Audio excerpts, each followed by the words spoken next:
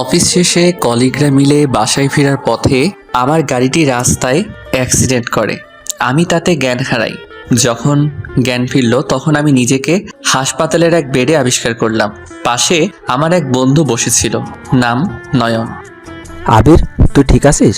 আমি তো অনেক টেনশনে পড়ে গেছিলাম। ঠিক আছি। আর তোর মাথায় ব্যান্ডেজ কেন? আর বাকিরা কোথায়?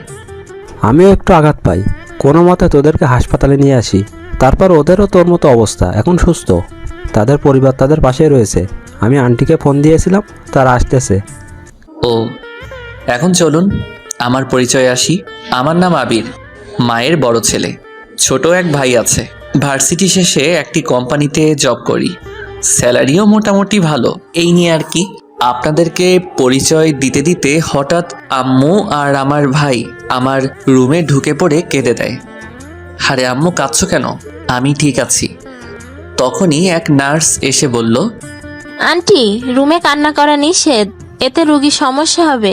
আর আপনারা বাইরে যান, কিছুক্ষণের মধ্যে ডক্টর আসবে ওনাকে ইনজেকশন দেওয়ার জন্য। আমি আম্মুকে সান্ত্বনা দিয়ে বাইরে যেতে বললাম। নয়ন এবং ভাইও চলে গেল। আমি কিছুক্ষণ চোখ বন্ধ করে রইলাম। কিছুক্ষণ পর কে যেন ডাকলো। এই যে শুনছেন? আমি ঘুরে তাকাতেই অবাক, নীলা। অপর ডক্টর হতে আবির। কিছুক্ষণ কোনো কথা বললাম না, আবার আগের মতো স্বাভাবিক হওয়ার চেষ্টা করলাম। ডক্টরও কোনো কথা না বলে আমার পায়ের এবং হাতের কাটা জায়গাতে ব্যান্ডেজ লাগিয়ে দিল। আমি এক দৃষ্টিতে তাকিয়ে রইলাম। আমি অতীতের অভিমান কাটিয়ে বললাম, কেমন আছো নীলা? সে কোনো উত্তর দিল না। আমাকে ইনজেকশন দিয়ে চলে যেতে নিলে আমি তার হাত ধরে বললাম, এখনও কি অভিমান করে থাকবে? সমস্যা কি আপনার? এভাবে কথা বলছেন কেন? আর হাত ছাড়ুন। আমি কিছুক্ষণ নীলার দিকে তাকিয়ে রইলাম, যার হাত ধরে একসঙ্গে কত হাঁটাচলা করেছি, যার হাত দিয়ে কতবার খাবার খেয়েছি। সে আজ তার হাত ধরতে মানা করছে। যাই হোক, অতীত ভুলে বাস্তবে ফিরলাম। আবার জিজ্ঞেস করলাম, কেমন আছো তুমি? খুব ভালো, আর সব সময় ভালো থাকি। হয়েছে, এবার হাতটি ছাড়ুন। নীলা, এতদিন পর দেখা হওয়ার পরও তুমি এখনো কি আমার সঙ্গে এভাবে কথা বলবা? আমাকে দেখার পর তোমার কি একটু মায়া হচ্ছে না? লক্ষ্য করলাম নীলার চোখে পানি। সে আর কোনো কিছু না বলে আমার হাত ছাড়িয়ে দৌড়ে চলে গেল। আমি সঙ্গে সঙ্গে নয়নকে ডাকলাম। কি রে, তোকে এত অস্থির দেখাচ্ছে কেন? আগে বল, আমার মাথায় ব্যান্ডেজ কে করেছিল? কি নাম, ছেলে না মেয়ে? কেন? আগে বল। ডক্টর করিম। ও, কেন, কি হয়েছে? এই নীলা ডক্টর কি ভালো ছিল না নাকি? না তেমন কিছু না। ওই ডক্টর কোথায় গেল? কে? এখনই যে বের হলো আমার রুম থেকে। ওনাকে তো দেখলাম দৌড়ে বাইরে চলে যেতে। হয়তো বাসায় গিয়েছে। কি হয়েছে বলতো? না, আমায় বাসায় নিয়ে চল, আমার এখানে কিছুই ভালো লাগছে না। আচ্ছা ঠিক আছে, এত অস্থির হোস না, আমি দেখছি। তারপর ডাক্তারকে বলে আমাদেরকে যে যার বাসায় নিয়ে যাওয়া হলো। আমি রাতে আর খেলাম না। সারা রাত আম্মুও ঘুমায়নি, আমার পাশেই ছিল। তারপর 2 দিন এভাবে কেটে গেল। 2 দিন পর সকাল হওয়ার সঙ্গে সঙ্গে, হ্যালো নয়ন, আমাদের বাসায় চলে আয়। কি বলিস? 10টায় অফিস টাইম। অফিসের জন্য অনেক সময় আছে, আর তাছাড়া আজকে অফিসে যাচ্ছি না। তুই চলে আয়, আমাদের বাসায় তোর সাথে কথা আছে। আমি 3 দিনের ছুটির ফর্ম এবং তোর 1 দিনের ফর্ম জমা দিয়ে দিব। আচ্ছা দাঁড়া, উত্তেজিত হোস না, আসতেছি। নয়ন কিছুক্ষণ পর আসলো। কি হয়েছে বল। না, আমার কিছুই ভালো লাগছে না। বলবি তো কি হয়েছে। আর তুই ওই দিন হাসপাতালে কেমন এমন করছিলি? আসলে নীলা আমার প্রাক্তন প্রেমিকা ছিল রে। কি? কোন নীলা? ডক্টর নীলা। কি বলিস? এই কথা তুই আমাকে আগে বলিসনি কেন? বলে কি হতো বল? ওই দিন হঠাৎ হাসপাতালে দেখা হওয়ার পর আমি নিজেই অবাক। ওর সঙ্গে আমার রাজশাহীতে বিচ্ছেদ হয়, পরে ও চট্টগ্রামে চলে আসে। তুই বিষয়টা খুলে বলতো। শোন তাহলে, গত 1 বছর আগের কথা। তখন রাজশাহীতে থাকতাম।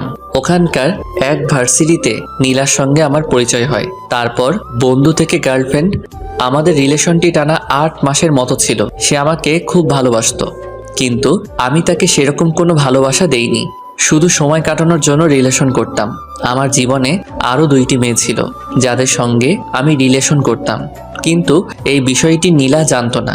পরবর্তীতে সে জানতে পেরে আমাকে কোনো কিছু না বলে ওই শহর থেকে অন্য কোনো শহরে শিফট হয়। বিশ্বাস কর, ও চলে যাওয়ার পর আমি ওকে অনেক মিস করেছি। তখন বুঝতে পারি যে আমি নীলাকে সত্যি ভালোবেসে ফেলেছি। ও চলে যাওয়ার পর ওকে অনেক খুঁজেছি কিন্তু কোথাও পাইনি। পরে ভার্সিটি শেষ করার পর আমার চাকরি চট্টগ্রামে ওকে হলো। তারপর এই পর্যন্ত। গল্পগুলো বলতে বলতে আমি কেঁদে দিয়েছি। লক্ষ্য করলাম নয়নও কেঁদে দিয়েছে। তুই এগুলো আমাকে আগে বলিসনি কেন? দোস্ত, যে করি হোক আমাকে ওকে চাই। ওর জন্য আমি এতদিন বিয়ে করিনি, কিন্তু আজকে দেখার পর থেকে ও আমার সঙ্গে ঠিকমতো কথা পর্যন্ত বলল না। আর ওর যদি বিয়ে হয়ে যায়? খবরদার নয়ন, এই কথা মুখে আনবি না তুই। প্লিজ, তুই যে করে পারিস ওর ঠিকানা আমাকে এনে দে। আচ্ছা ঠিক আছে, তুই শান্ত হ। আমি দেখতেছি ওই হাসপাতালে গিয়ে তার ব্যাপারে কিছু জানতে। ও বলতেই আমি ওকে জড়িয়ে ধরলাম। অপরদিকে নীলা 2 দিন ধরে হাসপাতালে আসে না। 2 দিন রুমে কাটিয়েছে। কি হয়েছে মা? তুই এমন উদাসীন হয়ে কেন বসে আছিস? কিছু কি হয়েছে? বল আমায়। না আম্মু, তেমন কিছু না, শুধু মাথা ব্যথা করছিল এই আর কি। আয়, তোর মাথাটা একটু টিপে দেই। না আম্মু, ঠিক আছে। আমি কোনো কথা শুনছি না, আয়। আচ্ছা দাঁড়াও তাহলে। তোকে একটা কথা বলি, রাগ করবি না তো আবার? না, বলো। তুই আমাকে বল তো, তুই কবে বিয়ে করবি? এই বয়সে তুই একা একটা মেয়ে, আমাকে কি ভালো লাগে বল? অনেক বিয়ের প্রপোজাল আসতেছে, কিন্তু তুই না করে দিচ্ছিস কেন বলতো মা? কথাটি শোনার পর নীলার মনটি আরো খারাপ হয়ে গেল। বারবার এখন তার আমার কথা মনে পড়ছে। তার জন্যই তো সে এতদিন বিয়ে করেনি এবং কাউকে বিয়ে করতেও চায় না।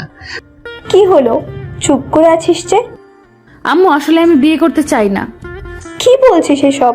তুই মেয়ে, বিয়ে না করে একা কিভাবে থাকবি বলতো? তুই কি পাগল হয়ে গেছিস? তারপর কিছুক্ষণ চুপ করে থাকার পর, দেখ নীলা, তুই যদি কাউকে ভালোবেসে থাকিস তাহলে আমাকে বল। আর যদি সে তোর জীবনে না থাকে তাহলে তুই কেন একটি ছেলের জন্য জীবন নষ্ট করবি বলতো মা? কারোর জন্য কারোর জীবন থেমে থাকে না। বলেই আম্মু তার দিকে এবং নীলা তার আম্মুর দিকে কিছুক্ষণ তাকিয়ে রইল। আচ্ছা ঠিক আছে, তুমি যার সঙ্গে আমার বিয়ে ঠিক করবা আমি তাকেই বিয়ে করব। তুই সত্যি বলছিস? কিন্তু আমার মনে হচ্ছে তুই মন থেকে বলছিস না। কেউ থাকলে আমাকে বল মা। আম্মু তুমি যাও তো, আমি বলছি ছেলে দেখো। আচ্ছা ঠিক আছে। আম্মু চলে যাওয়ার পর নীলা চোখের কয়েক ফোঁটা পানি ফেলল। নিজের খুশির জন্য না হলেও অন্তত পরিবারের খুশির স্বার্থে বিয়েটা করার জন্য রাজি। অপরদিকে নয়ন হাসপাতালে গিয়ে নীলার সব ডিটেলস এক নার্সকে জিজ্ঞেস করলো। Excuse me, good morning. Good morning. জি বলুন, কি বলবেন? আসলে আমি নীলার সম্বন্ধে জানতে এসেছি। প্রথমে নার্স বলতে রাজি না হলেও জড়াজড়ি করাতে নীলার অ্যাড্রেস বলে দেয়। নীলা কত মাস আগে এখানে জব নিয়েছে বলতে পারবেন কি? জি, প্রায় 10 মাস। ওকে, আপনাকে অসংখ্য ধন্যবাদ। আমি বসে আছি আর নীলার কথা ভাবছি। তার অভিমানগুলো সত্যিই অনেক বেশি। আমি কেন নীলাকে আগে চিনতে পারিনি? কেন? আমার ভুলের কারণেই সে আজ আমার থেকে দূরে। দোস্ত, পেয়ে গেছি নীলার সব ইনফরমেশন। বলিস কি? ওকে খুশিতে জড়িয়ে ধরলাম। আরে হয়েছে স্যার, আর আদর করা লাগবে না, আগে শোন। তারপর নয়নের কাছ থেকে নীলার ঠিকানা এবং ও হাসপাতালে কবে জব নিয়েছে সেটা শুনলাম। কিন্তু দোস্ত, আমার একটা খটকা লাগছে। কি আবার? আমি শুনতে ভুলে গেছি যে ওর বিয়ে হয়েছে কি হয়নি। যদি ওর বিয়ে হয়ে যায়? তুই আবার এই কথা বলছিস? আমার বিশ্বাস যে নীলা এখনো বিয়ে করেনি। এখন তাড়াতাড়ি চল, ওদের বাসায় যাই। যেই বলা সেই কাজ। আমি উঠে ফ্রেশ হয়ে খেয়ে সকাল 11টার দিকে রওনা হলাম নীলার বাসার উদ্দেশ্যে। হয়তো ও এই সময় বাসায় নেই, নির্ঘাত হাসপাতালে। আগে শুনেছিলাম নীলার আম্মুর সঙ্গেও একাই থাকে। আমরা দুইজন সিএনজি করে ঠিকানা অনুযায়ী পৌঁছে গেলাম। এই যে চাচা, বাসায় কি কেউ আছে? জি না, খালা মার্কেটে গেছে। কখন আসবে বলতে পারেন কি? ঠিক জানি না। কথাটা শুনে মনটা ভীষণ খারাপ হয়ে গেল। আচ্ছা চাচা, বাসায় কে কে থাকে? খালা আর ওনার মেয়ে।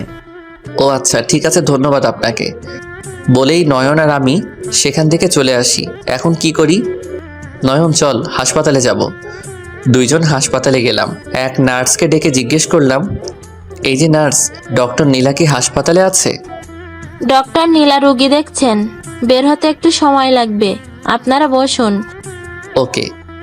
দেখে যদি তোকে ইগনোর করে তাহলে কি করবি? ইগনোর করাটাই স্বাভাবিক। দেখি দেখা করে, কাজ না হলে সোজা নীলার আর কাছে যাব বিকেলের দিকে। আমরা কথা বলতে বলতে নীলা আইসিইউ থেকে বেরিয়ে আসলো। আমাকে দেখা মাত্রই দাঁড়িয়ে কিছুক্ষণ চেয়ে রইল। তারপর হন করে তার কেবিনের দিকে হাঁটা ধরলে আমি তার কেবিনের সামনেই হাতটা ধরে ফেলি। এটা দেখে নয়ন সেখান থেকে চলে যায়। দাঁড়াও নীলা, আমার কিছু কথা আছে তোমার সাথে। আমার হাত ছাড়ুন। না, ছাড়বো না, আগে আমার কথা শুনতে হবে।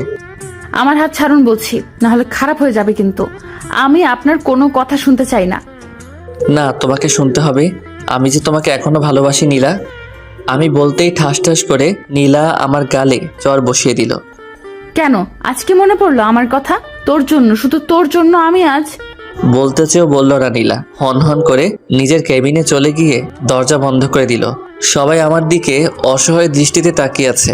আমি মাথা নিচু করে বাইরে চলে আসলাম। নীলা আমাকে এভাবে সবার সামনে অপমান করতে পারলো? কি এমন বলেছিলাম আমি?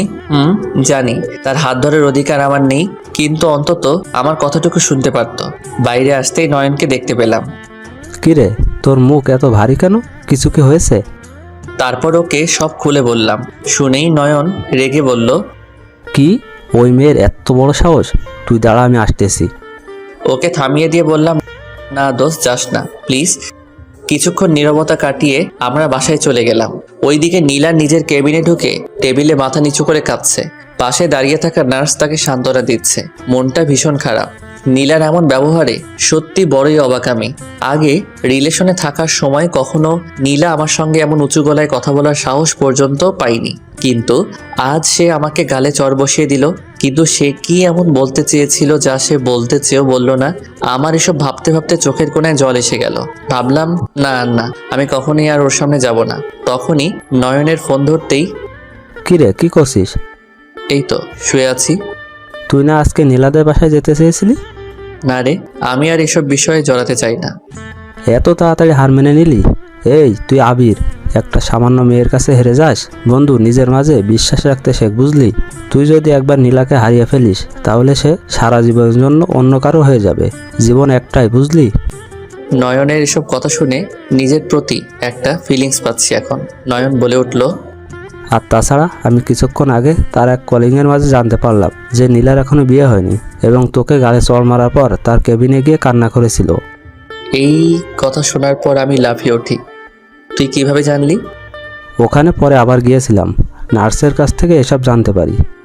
নয়ন, তুই রেডি হয়ে বাইরে আয়, আমরা তাদের বাসায় যাব তার আম্মুর সঙ্গে কথা বলতে। যেই ভাবা সেই কাজ। গাড়ি করে বেরিয়ে পড়লাম। তাদের বাসার দারোয়ান দরজা খুলে দিল। তাদের বাসার মেইন দরজায় বেল বাজাতেই এক মুরব্বি এসে দরজা খুলে দিলেন। বুঝলাম এটাই নীলার আম্মু, অর্থাৎ আমার ভবিষ্যৎ শাশুড়ি। দেখেই আমরা সালাম দিলাম। আসসালামু আলাইকুম আন্টি। ওয়ালাইকুম আসসালাম। তোমরা কে বাবা? আন্টি, আমরা নীলার কলেজের ফ্রেন্ড। নীলা কি বাসায় আছে? ও আচ্ছা, না নীলা বাসায় নেই। আন্টি, আসলে আপনাকে একটি কথা বলার ছিল। বাইরে দাঁড়িয়ে আছো কেন? আসো, ভেতরে আসো। তোমরা বসো, আমি চা বানিয়ে আনছি। না আন্টি, থাক, আমরা চা খাবো না। আসলে আপনাকে খুব গুরুত্বপূর্ণ একটি কথা বলার ছিল, কিন্তু কথাটা কিভাবে যে বলি। আরে সমস্যা নেই, তোমরা নির্দ্বিধায় বলতে পারো।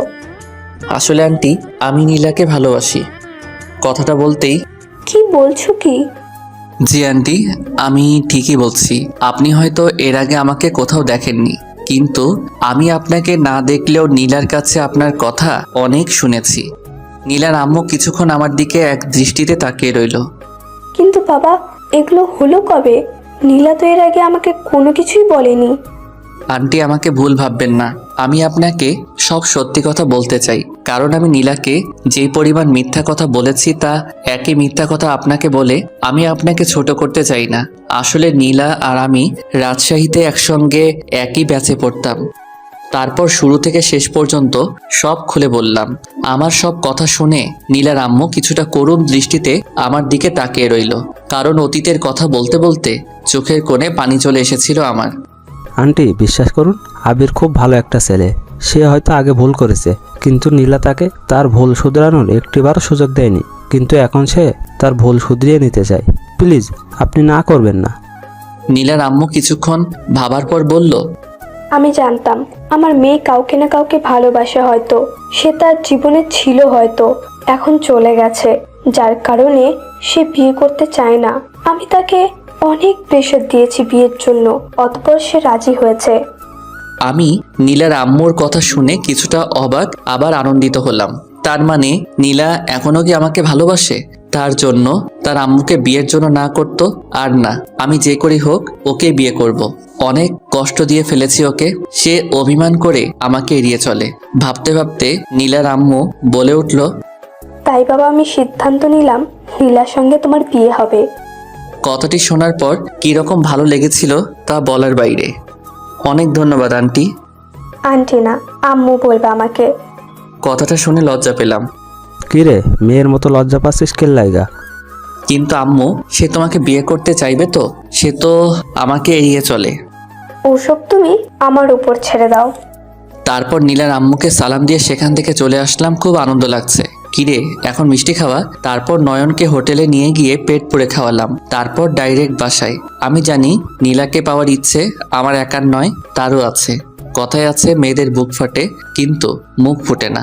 ও আমার জন্য এতদিন বিয়ে করতে চাইনি, শুধু আমার জন্য অপেক্ষা করে গেছে। কিন্তু এখন আমাকে দেখে অভিমান নিয়ে ওর আম্মুকে বিয়ের জন্য হ্যাঁ বলে দিয়েছে। এখন এভাবে হবে না, তাই আবার নীলার সঙ্গে দেখা করতে যাব। বিকেলের দিকে গাড়ি নিয়ে আবার হাসপাতালে গেলাম একাই। ভেতরে সোজা এক নার্সের কাছে গেলাম। নার্স আমাকে দেখতেই বলল, এই কি হয়েছে? আপনারা বসুন বসুন, আমি ডক্টরকে ডাকছি। কি পাঠক পাঠিকারা বুঝতেছেন না তো? আমি জানি নীলা এমনি অমনি আমার সঙ্গে কথা বলবে না, তাই হাতটি হালকা করে কেটে দিয়েছি। হয়তো এটা পাগলামি। এই যে পাঠক পাঠিকারা, বাস্তবে আবার প্রেমিক প্রেমিকার লাইগা এমন পাগলামি করে বসিয়েন না। আবার এটা বোকামি ছাড়ার অন্য কিছু না। নার্স সঙ্গে সঙ্গে আমাকে নীলার কেবিনে নিয়ে গেল। আমাকে নীলা এমন অবস্থায় দেখে কিছুটা অবাক, আবার কিছুটা ভয় পেয়ে গেল। আমি নীলার দিকে এক দৃষ্টিতে তাকিয়ে আছি। জানি নীলা এখান থেকে চলে যেতে চাচ্ছে, কিন্তু যেতে পারছে না, কেননা এটা তার কর্তব্য। নীলা আমার হাতে ব্যান্ডেজ লাগিয়ে দিচ্ছে আর চোখে আমার দিকে তাকাচ্ছে। তার এমন ভঙ্গিমা দেখে খুব ভালো লাগছে। আমি বললাম, মেডিসিন দেবেন না? নীলা বলে উঠল, আপনি রেস্ট নিন, আমি মেডিসিন দিচ্ছি। সে উঠতে গেলেই আমি আবার তার হাতটা চেপে ধরি। নীলা প্লিজ, হয়তো এটা জীবনের শেষ সময়। এটা রাগ অভিমান করে থাকার সময় নয়।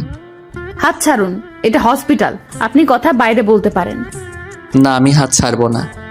নীলা রেগে হাত ছাড়িয়ে নিয়ে, তুমি নিজেকে কি মনে করো? তুমি যখন ইচ্ছে অন্য মেয়ের সঙ্গে ঘুরবা, আবার তাদের সঙ্গে ঘোরা শেষ হয়ে গেলে আবার আমার কাছে ফিরে আসবা আর আমি মেনে নেব? আমি অন্য মেয়েদের মতো না আবির, যে অনেক ছেলের সঙ্গে রিলেশন করব। তোমাকে আমি কম ভালোবাসিনি আবির, নিজের থেকেও অনেক বেশি ভালোবেসেছিলাম তোমাকে, কিন্তু এখন আর তোমায় ভালোবাসি না। কথাগুলো বলতে বলতে নীলার চোখে পানি চলে আসলো। তাহলে এখন আমায় না ভালোবেসে থাকলে কেন? আজ পর্যন্ত বিয়ে করনি কেন? আমাকে দেখে দূরে সরে যাও। তুমি আমাকে না ভালোবেসে থাকলে কখনো আমার উপর অভিমান করে থাকতে না। আমার কথাগুলো শোনার পর নীলা কিছুক্ষণের জন্য চুপ করে রইল। নীলা, এমন কি তুমি আমার ভুল শুধরিয়ে নেওয়ার একটা চান্সও দাও নাই? বিশ্বাস করো, তুমি না বলে চলে আসার পর থেকে আমি তোমাকে অনেকবার খুঁজেছি, কিন্তু কোথাও খুঁজে পাইনি। লক্ষ্য করলাম নীলার চোখে পানি। শোনেন, আমার আম্মুকে আমি বিয়ের জন্য হ্যাঁ বলে দিয়েছি, আর প্লিজ আমাকে ডিস্টার্ব করবেন না। নীলা আর কোনো কিছু না বলে ওষুধ দিয়ে কেবিন থেকে বেরিয়ে গেল। তুমি যতই বলো আমাকে ভালোবাসো না, কিন্তু মনে মনে তুমিও আমাকে চাও। বিয়ে তো তোমার আমার সঙ্গেই হবে। হ্যাঁ, আমার মনটা খারাপ, আবার কিছুটা খুশি লাগছে, কিন্তু আরও আনন্দ অনুভব করতাম যখন নীলা আমাকে নিজে মেনে নিত। তারপর আমি হাসপাতাল থেকে বাসায় চলে আসি। ওদিকে নীলা হাসপাতাল থেকে সোজা তার বাসায় চলে যায়।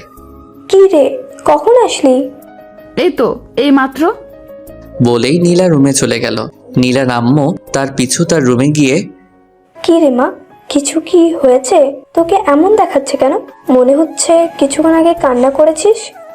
না আম্মু, কিছু না, ও এমনি আসার সময় চোখে বালি পড়েছিল, তাই হয়তো মনে হচ্ছে তোমার। আমার কাছ থেকেও কি সব লুকাবি মা? সব খুলে বল আমাকে, কি হয়েছে? বলছি তো আম্মু, কিছু হয়নি।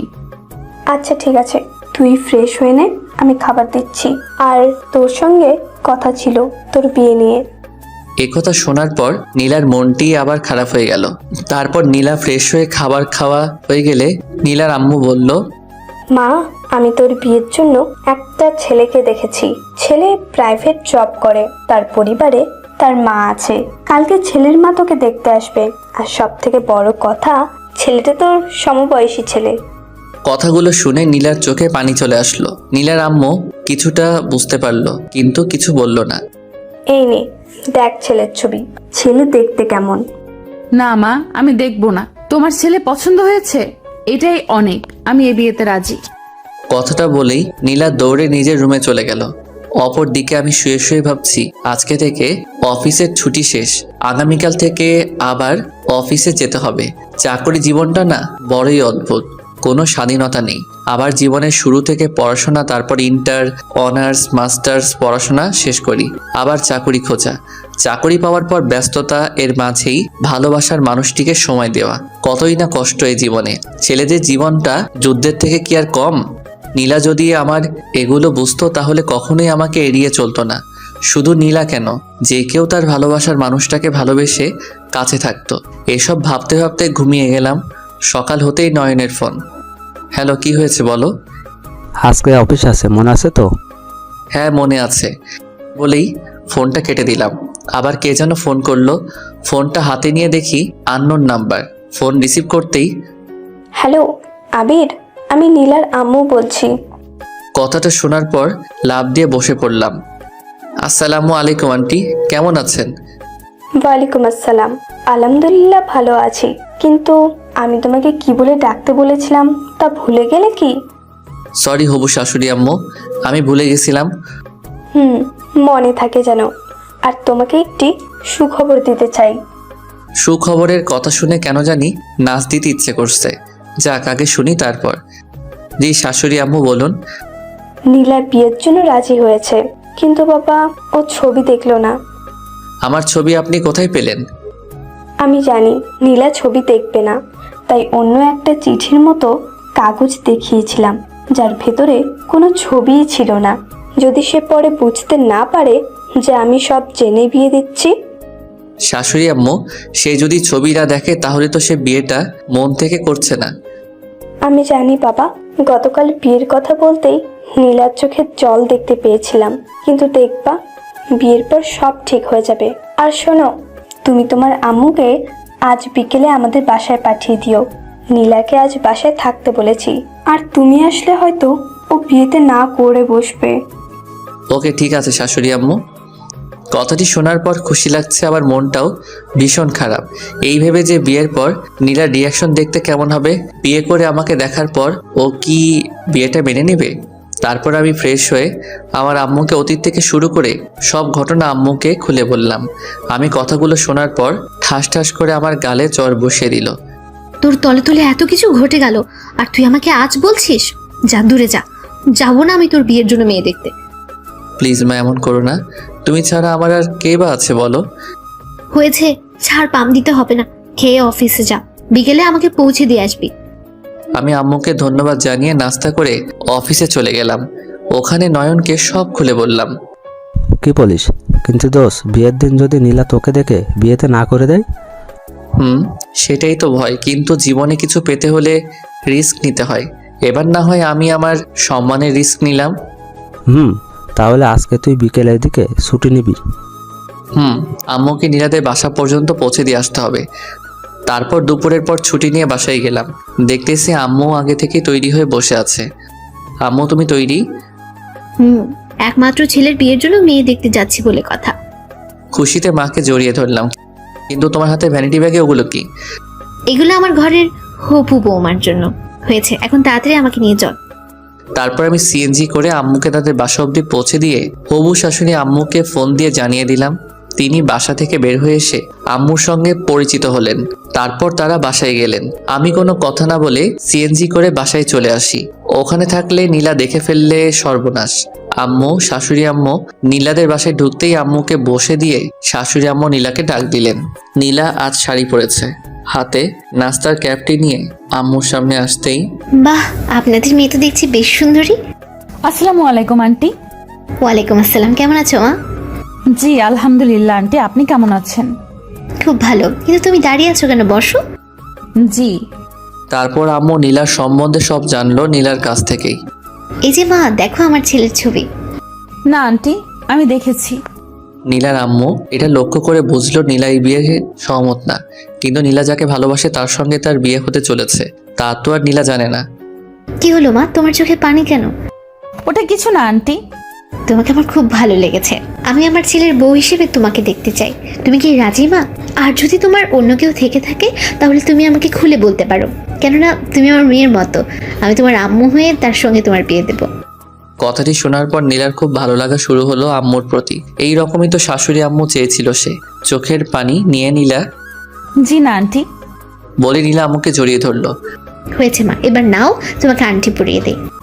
আংটি পরানোর কথা শুনতেই নীলার মনে আমার কথা মনে হলো, আবার রাগও চড়লো তার উপর। অবশেষে আম্মু নীলাকে একটি আংটি পরিয়ে দেওয়ার সময় নীলা বাধা দিলেও অবশেষে পরে নেয়। নীলা দুঃখিত হলেও সে এরকম শাশুড়ি আম্মু পেয়ে অনেকটা আনন্দিত। আমি ছাদে দাঁড়িয়ে ভাবছি, নীলা যদি বিয়েতে সহমত দেয় তাহলে সে অন্য কাউকে বিয়েতে বর হিসেবে ভাবছে, কিন্তু বিয়ের পর আমাকে দেখলে তার রিয়াকশন কেমন দেখতে হবে ভাবতে ভাবতে কখন যেন আম্মু ছাদে এসে, আবির। মা তুমি? নীলাকে আংটি পরিয়ে আসলাম। মেয়েটা বেশ মিষ্টি, তোর পছন্দ আছে বলতে হয়। আচ্ছা বলতো, তুই এরকম একটা মেয়েকে দেখে অন্য মেয়ের সঙ্গে টাঙ্কি মারতে গিয়েছিলি? আম্মু তুমিও না, তখন এত কিছু বুঝলে কি যেতাম নাকি? আচ্ছা 3 দিন পর তোদের বিয়ে ঠিক করে আসলাম। কি বলতেছো? এত তাড়াতাড়ি হবে আমি তো ভাবি নাই। আচ্ছা সে কি পাত্রের ছবি দেখেনি? না, দেখতে চাইনি। তারপর আম্মু সব খুলে বলল। শোন, এই 3 দিন অফিস করবি, তারপর বিয়ের জন্য ছুটি নিবি, ঠিক আছে? আর কোনো গোলমাল আমি শুনতে আর দেখতে চাই না। বলেই আম্মু চলে গেল। তার মানে নীলা আম্মুকে অনেক পছন্দ করেছে, আবার আংটি পরতেও দ্বিধাবোধ করছিল। আমি জানি নীলার মনে এখনো আমি আছি। অবশ্য আমি জানি সে অভিমানে বিয়েতে হ্যাঁ করেছে। সে ভাবছে বিয়েটা অন্য ছেলের সঙ্গে হবে। সে তো আর জানে না বিয়েটা তার আমার সঙ্গে হতে চলেছে। সে কি একথা জানে না যে একটি দুর্ঘটনা সারা জীবনের কান্না? বিয়েটা আমার সঙ্গে হলেও আমি ততটাও আনন্দিত না, কারণ সে আমাকে দেখে সহমত দিলে আমি অনেক আনন্দবোধ করতাম। যাক, এসব ভাবতে ভাবতে নয়নের ফোন। কিরে, কই তুই? বাসায় আছি, তুই কোথায়? অফিস ছুটি, বাসায় যাচ্ছি। তারপর বল, কিছু হলো কি? তারপর ওকে সব খুলে বললাম। কি বলিস? হ্যাঁ বলে দিয়েছে? হুম। তাহলে তো ভালো হলো। এই 3 দিন অফিস করবি, তারপর ছুটি নিবি। আমাকে কি ইনভাইট করবি না নাকি? আরে কি বলছিস? তুই বেস্ট ফ্রেন্ড এই কথা বললি, তুই অবশ্যই বিয়েতে থাকবি। তারপর ওর সঙ্গে কথা বলে ফোন কেটে দিলাম। এইভাবে একদিন কেটে গেল। সকালে ঘুম থেকে অফিসে ওঠা, আবার বাসায় আসা, আর হাতে মাত্র 2 দিন বাকি। কিন্তু নীলার সঙ্গে দেখা নেই। বাসায় গিয়ে ওই আবার এক কাজ। পরের দিন অফিস থেকে বাসায় আসার সময় ভাবলাম নীলা যে হাসপাতালে থাকে সেই দিক দিয়ে যাব। ওরও তো এই সময় ছুটি। সিএনজি করে যাচ্ছি। এ কি, নীলা রাস্তায় দাঁড়িয়ে? সে হয়তো বাসায় যাওয়ার জন্য বাইরে দাঁড়িয়ে আছে। সে আমার সিএনজিটাই দাঁড় করালো। সিএনজিতে উঠতে গিয়ে নীলা আমাকে দেখে ফেলে। নীলা কিছুক্ষণ আমার দিকে তাকিয়ে রইল। লক্ষ্য করলাম নীলার চোখের নিচে কালো দাগ পড়ে আছে। অবশ্য জানি এটা কেন। সে সিএনজিতে উঠতে দ্বিমত করলো। বুঝতে পারেন আমি কোনো কথা বলবো না। তারপর নীলা সিএনজিতে আমার পাশের সিটে উঠে বসলো। সিএনজিতে শুধু আমরা 2 জন। কিছু দূর যাওয়ার পর আমি কথা না বলে থাকতে পারলাম না। তুমি তো অনেক শুকিয়ে গেছো দেখছি। নীলা অন্যদিকে তাকিয়ে কোনো সাড়া নেই। কি হলো, কথা বলছো না কেন? এখনও কি আমার উপরে অভিমান করে থাকবা? নীলা, আমি আগেও বলেছি এটা অভিমান করে থাকার সময় নয়, বরং এটা বলতে না বলতেই। প্লিজ, আমি আপনার কোনো কথা শুনতে চাই না। আর শুনুন, আমার বিয়ে ঠিক হয়ে গেছে, এখন আমি অন্য কারোর। সো প্লিজ এইভাবে আমাকে আর ডিস্টার্ব করবেন না। কথাটি শুনে চোখের জল বেরিয়ে আসলো, কিন্তু সেটা প্রকাশ করলাম না। নীলা, তোমার হাতগুলো কি আর একবার ধরতে পারি? নীলা কোনো কিছু না বলল না। ড্রাইভার, গাড়ি থামান, আমার বাসায় এসে পড়েছি। আর হ্যাঁ, আপনাকে দাওয়াত রইল বিয়েতে আসার কাল রাতে। বলেই নীলা দৌড়ে চলে গেল। কথাটি কিছুটা কান্না ভেজা চোখ নিয়ে বললেও সেটা বুঝতে না দিলেও আমি বুঝতে পেরেছি নীলা তার বিয়েতে আমাকে ইনভাইট করলো। সে তো আর জানে না বিয়ের বর আমি নিজে। তারপর আমি বাসায় চলে আসি, এসে খেয়ে ঘুমিয়ে যাই। সকাল হতেই আম্মু বলল, কিরে আবির, আর কত ঘুমাবি? ওঠ, আজকে বাদে তোর আগামীকাল বিয়ে। মা আরও একটু ঘুমাতে দাও। ওঠ বলছি। আর শোন, আমরা বিয়ের আয়োজন শুরু করে দিয়েছি। আজকে তোর খালা এবং তার মেয়ে আসবে, তারা এসে রাতেই আমরা মেয়ে আনতে যাব। মা এটা আমার বিয়ে, তোমার একমাত্র ছেলের বিয়ে, আর তুমি কি না কোনো অনুষ্ঠান করবা না? করবো তো, আত্মীয় স্বজনরা আসছে বলে। আর তোর হবু শাশুড়ি আম্মু ফোন করেছিল, বললো বিয়েতে অনুষ্ঠান হবে এবং তাদের বাসায় অনেক মেহমান। তুই আজকে ছুটি নিয়ে নে। বলেই আম্মু চলে গেল। আমি অফিসে ফোন করে বিয়ের জন্য ছুটি নিলাম, তার সঙ্গে নয়নেরও ছুটির কথা জানিয়ে দিলাম। আমি ফ্রেশ হয়ে খাবার খেতে গেলাম, ততক্ষণে বাসায় দূরের মেহমান চলে এসেছে, খালা এবং তার মেয়ে। আমাকে দেখার সঙ্গেই বলল, আরে আবির, কেমন আছিস? আরে নদী, কখন আসলি? এই তো এইমাত্র আসলাম। আসসালামু আলাইকুম খালা, কেমন আছেন? আলহামদুলিল্লাহ ভালো বাবা, তুমি কেমন আছো? আলহামদুলিল্লাহ ভালো। আম্মু খালা আসছে। তারপর তাদেরকে রুমে নিয়ে গেলাম। কিছুক্ষণ পর নয়নও চলে আসলো। এভাবে গল্প করতে করতে বিয়ের সময় চলে আসলো।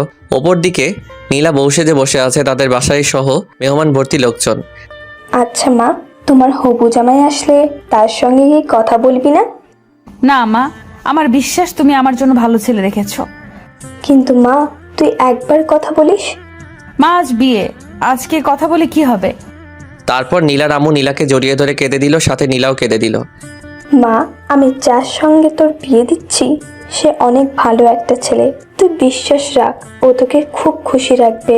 আর তুই আমাকে কথা দে, তুই ছেলেকে দেখার পর কখনো পালিয়ে আসবি না। এ তুমি কেমন কথা বলছো মা? না, তুই আমাকে কথা দে। কথা দিলাম। তারপর আবার জড়িয়ে কান্না শুরু করে নীলা। কিছুক্ষণ পর নীলা বাইরে এসে কাউকে খুঁজে কিন্তু পায় না। এ কি, তাহলে আবির আমার বিয়েতে আসেনি? এসব হতে বিয়ের সময় ঘনিয়ে আসলো। আমরা গাড়ি নিয়ে রওনা হলাম। হবু শ্বশুরের বাসায় পৌঁছে তাদের বাসায়ও দেখছি অনেক মেহমান। কিছুক্ষণ পর নীলাকে বউ সেজে নিয়ে আসা হলো। দেখতে অসাধারণ লাগছে, লাল শাড়িতে কি অপরূপ দেখাচ্ছিল তাকে। নীলাকে আমার কাছেই বসানো হলো। তারপর বিয়ের সব রীতিনীতি মেনে আমাদের বিয়েটা সম্পন্ন করা হলো। কিন্তু নীলা আমার দিকে একবারও তাকায়নি। নীলাকে নিয়ে আসার সময় সে তার আম্মুকে জড়িয়ে ধরে অনেকবার কেঁদেছে। নীলাকে নিয়ে গাড়িতে বসে আছি, জানালার ওপার হয়ে সে শুধু কেঁদেই চলেছে। আমি তার দিকে টিস্যুর বক্সটা এগিয়ে দিলাম। এভাবে বাসায় চলে আসলাম। আজ আমার বাসর রাত খুব অদ্ভুত লাগছে। আমার বিয়েটা এভাবে হবে আমি স্বপ্নেও ভাবিনি। বাস্তবে ভাবা তো দূরে থাক, আরও ভালো লাগতো যদি নীলা ইচ্ছায় আমাকে বিয়ে করত। কিন্তু কি আজব তার বিয়ে, অথচ সে আমার উপর অভিমান করে তার হবু বরকে দেখলো না। কি রে, তুই ছাদে কি করিস? আরে নয়ন, তুই ঘুমাসনি? না, ঘুমাতে যাচ্ছিলাম। আর তুই এইখানে কি করিস? তাড়াতাড়ি রুমে যা, গিয়ে ভাবির মিষ্টি মুখটা দেখবি না? আমার তো ভয় লাগছে রে, সে আমাকে দেখার পর কি যে করে বসবে কে জানে।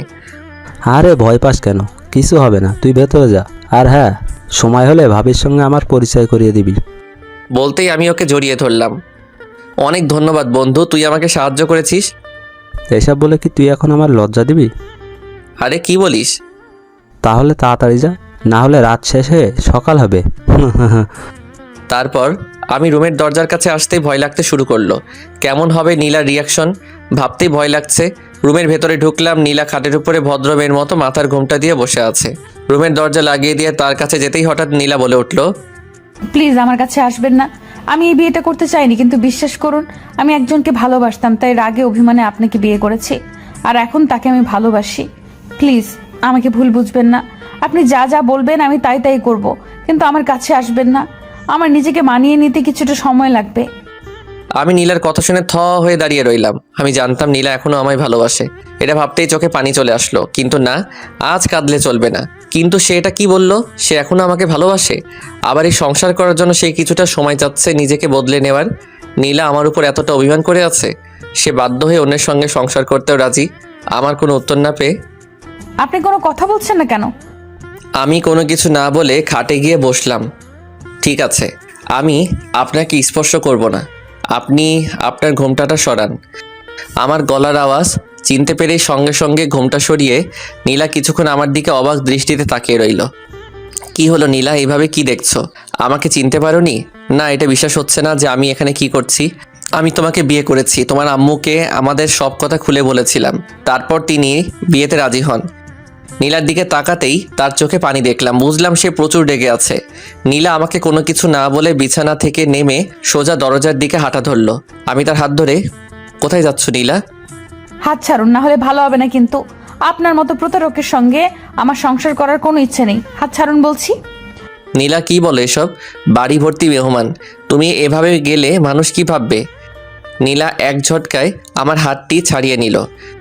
আপনার মতো একজন প্লে বয় প্রতারকের কাছে আমি থাকতে চাই না। আপনি একজন প্রতারক। আগে তো মানুষের মন নিয়ে খেলেছেন, আর এখন প্রতারণা করছেন। আপনার মতো বেহায়া লোক আমি আমার জীবনেও দেখিনি। নীলার এই কথাগুলো শুনে আর রাগটাকে কন্ট্রোল করে রাখতে পারলাম না। সঙ্গে সঙ্গে ঠাস ঠাস করে গালে 2টা চর বসিয়ে দিলাম। নীলা তাল সামলাতে না পেরে মেঝেতে পড়ে গেল। মেঝেতে বসে থেকে গালে হাত দিয়ে আমার দিকে তাকিয়ে রইল। তারপর আমি তাকে হাত ধরে দাঁড়া করালাম। রাগে আমার চোখগুলো লাল হয়ে গেছে। নীলা এতে অনেকটা ভয় আছে বুঝতেছি। দাঁড়া হয়ে গেলে গালে হাত দিয়ে এখনো আমার দিকে কান্না মুখ নিয়ে তাকিয়ে আছে।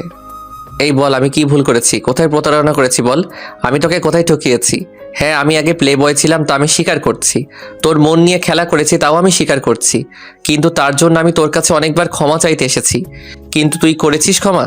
পরে আমি আমার ভুল বুঝতে পেরে তোকে পাগলের মতো খুঁজে বেড়াই, কিন্তু না, কোথাও খুঁজে পাইনি। তুই চলে আসার পর থেকে বুঝতে পারি যে আসলে আমি তোকে কতটা ভালোবাসি। তুই আমার ভুল শুধরানোর কি একটা সুযোগ দিয়েছিলি? কথাটা জোরে বললাম। লক্ষ্য করলাম নীলা ভয় কাঁপছে। আসলে তুমি আমাকে সত্যিকার অর্থে কখনো ভালোবাসোনি নীলা। তুমি যদি আমাকে সত্যিকার অর্থে ভালোবাসতে, কখনো আমাকে ছেড়ে অন্য কাউকে বিয়ে করা তো দূরে থাক, চিন্তাও করতে না।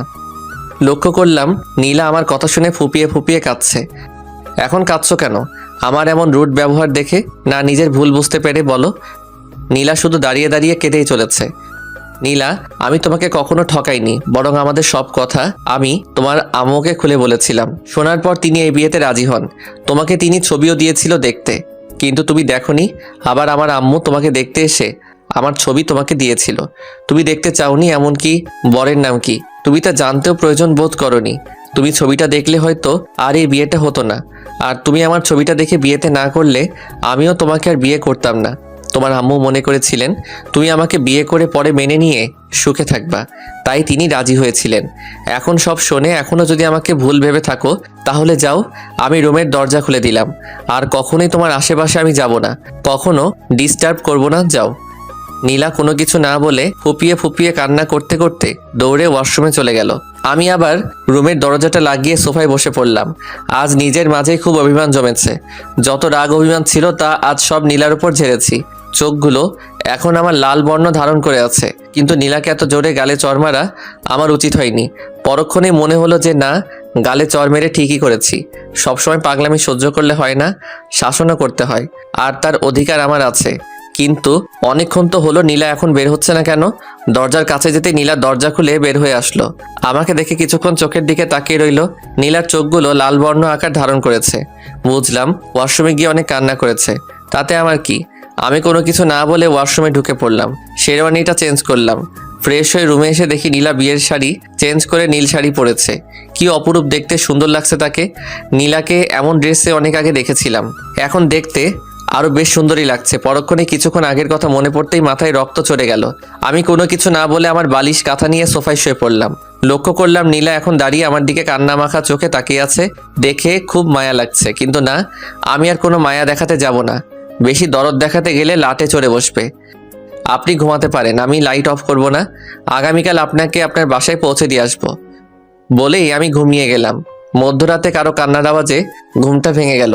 চোখ খুলে দেখি লাইট অফ। ড্রিম আলোয় নীলাকে দেখতে পেলাম বিছানার ওই পাশ হয়ে শুয়ে ফুপিয়ে ফুপিয়ে কাঁদছে। নীলাকে কাঁদতে দেখে খুব খারাপ লাগছে যে আমার। এমনিতেই আগে অনেক কষ্ট দিয়ে ফেলেছি, এখন বিয়ের পরও কি তাকে কাঁদাবো? যাই হোক, সে তো আর এই বিয়ে মানে না। আমি আর ঘুমালাম না। আজ রাতের আকাশটা খুব মেঘালয়। আকাশে বিদ্যুৎ চমকাচ্ছে, মনে হচ্ছে বৃষ্টি হতে চলেছে। কিছুক্ষণের মধ্যেই মুষলধারে বৃষ্টি শুরু হলো। আকাশে বিদ্যুৎ চমকানোর আলোয় মাঝের মধ্যে আমার রুমটি আলোয় ভরে উঠছে। এতক্ষণে হয়তো নীলা ঘুমিয়ে পড়েছে। এই বৃষ্টির রাতে খুব করে ইচ্ছে করছে তাকে জড়িয়ে ধরে তার দিকে অপলক দৃষ্টিতে তাকিয়ে থাকি, কিন্তু তা আর সম্ভব নয়। কিন্তু তারপরও আমি নিজেকে আর আটকে রাখতে পারলাম না। গুটি গুটি পায়ে খাটের কাছে গেলাম। নীলা ওপাশ হয়ে ঘুমোচ্ছে। আকাশের বিদ্যুৎ চমকানোর আলোয় মাঝের মধ্যে আমার রুমটি আলোয় ভরে উঠেছে, আর এই আলোয় তার মায়াবী মুখখানা আরো মায়াবী দেখাচ্ছে। আজ অতিরিক্ত কাদার কারণে নীলার মুখখানা মলিন হয়ে গেছে, চোখের নিচে কালো দাগ বসে গেছে। না, এখানে এইভাবে থাকলে বুঝে যাবে। আমি আবার সোফায় গিয়ে শুয়ে পড়লাম। এক রুমে ভালোবাসার মানুষটি থাকার পরও কোনো কিছু বলতে পারছি না। আবার ঘুমিয়ে গেলাম। বাইরে এখনো বেঘরে বৃষ্টি হচ্ছে।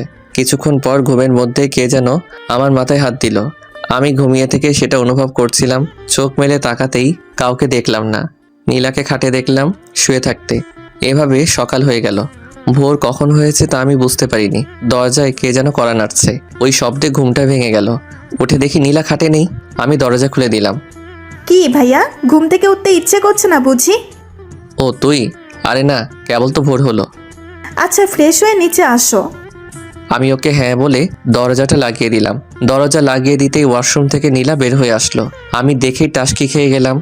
মনে হয় গোসল করেছে। নীলা বের হয়ে আমার দিকে তাকিয়ে রইল। আমি কোনো কিছু না বলে টাওয়েল ব্রাশ নিয়ে ওয়াশরুমের দিকে যেতেই নীলা আমাকে পেছন থেকে জড়িয়ে ধরলো।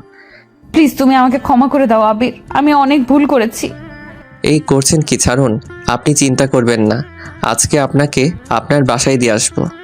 প্লিজ ক্ষমা করে দাও, আমি সত্যি কখনোই এমন আচরণ করব না। আমি তোমাকে ভুল বোঝার জন্য সরি। আমি কোনো কিছু না বলে সোজা ওয়াশরুমে চলে গেলাম। না, আর ভালো লাগছে না। ফ্রেশ হয়ে বের হয়ে দেখি নীলা একদম দরজার সামনে দাঁড়িয়ে। আমি কোনো কিছু না বলে নিচে চলে গেলাম। সেও আমার পিছু পিছু নিচে আসলো। আরে মা, আসো আসো। তারপর সকালে নাস্তা করলাম। আম্মু আমাকে ইশারা দিয়ে বলছে কি হয়েছে। আমি তেমন গুরুত্ব না দিয়ে খেয়ে ছাদে চলে আসি। কিছুক্ষণ পর আম্মু আসলো। কি হয়েছে বলতো? নীলা তোকে দেখে কোনো কিছু বললো না কেন? তারপর আমি সব ঘটনা আম্মুকে খুলে বলি। তার মানে সে তার ভুল বুঝতে পেরেছে। তো আর কি লাগে বাবা, তুই ক্ষমা করে দে। আমি আম্মুর কথা শুনে চুপ করে আছি। যেহেতু নীলাকে আগে অনেক কষ্ট দিয়েছি, তাই আর কষ্ট দিতে চাই না ওকে। তারপর আমি আর আম্মু বাসায় চলে আসি। ড্রয়িং রুমে দেখে নীলা আর নদী বসে গল্প করছে। আমি সোজা আমার রুমে চলে আসলাম। আমার পিছু পিছু নীলাও আসলো। আমি বসে আছি, নীলা রুমে এসে দরজায় দাঁড়িয়ে আমাকে দেখে আছে। এই কথা বলছো কেন আবির? এবার কিন্তু বাড়াবাড়ি হয়ে যাচ্ছে। যান, তৈরি হয়ে নেন, আপনাকে আপনার বাসায় ছেড়ে দিয়ে আসি। আমি কি একবারও বলেছি যে বাসায় যাব? চুপ। বলো। বলে নীলা আমার কাছে এসে আমাকে জড়িয়ে ধরলো। এই করছেন কি? ছাড়ুন। না, আমি ছাড়ছি না। বলেই আমি তাকে ছাড়িয়ে নিলাম।